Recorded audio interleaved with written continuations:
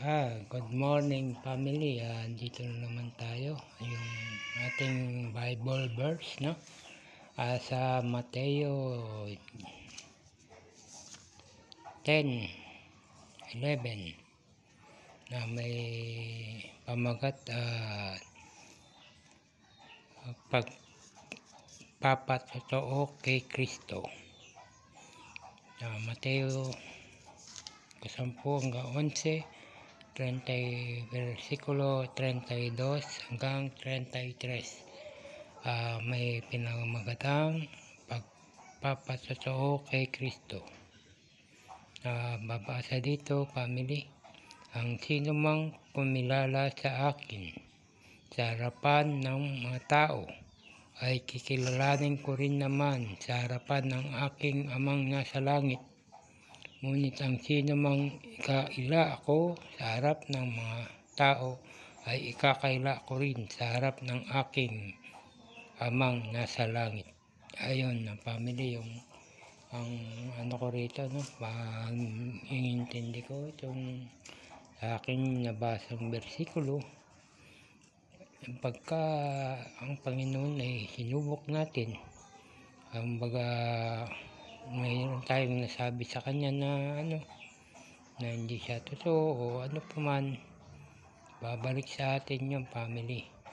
Pagkakaila rin tayo ng Panginoon. Kung di natin siya kinilalang bilang Diyos natin sa langit at sa lupa, tayo ay pagdating natin sa langit ay hindi rin tayo kikilalanin ng ating Panginoon. Kasi ang pangalan niya ay ginamit lang natin sa kasamaan o ano pa man. Dapat hindi natin ginagamit ang Panginoon sa kasamaan.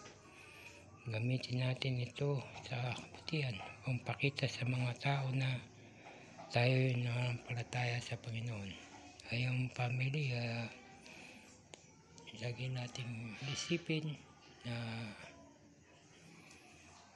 tapat tayo sa Panginoon at lagi tayong gagawa ng kabutihan, mabuting bagay para tayo ay purihin ng Panginoon. Malapit na po yung mahal na araw at tayo po ay humingi ng kapatawaran sa kanya sa mga nagawa nating kasalanan upang tayo patawarin ng ating Panginoon.